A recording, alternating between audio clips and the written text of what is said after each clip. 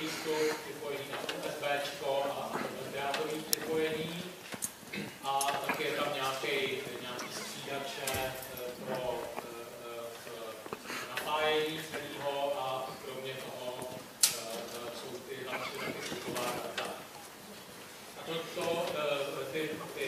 všechny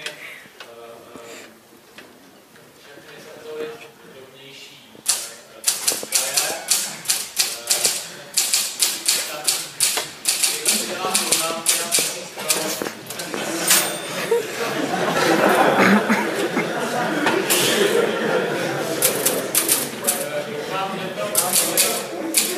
Já jsem taky měl psací stroj, ale oni tam jsou takový polštářky filcový a to už nežrali moly.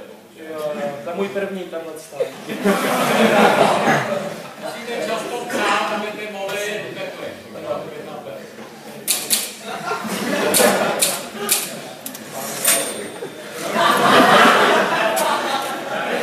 Já vždycky řeknu nějakou větu a udělám pauzu, abyste si to mohli napsat. Výborný.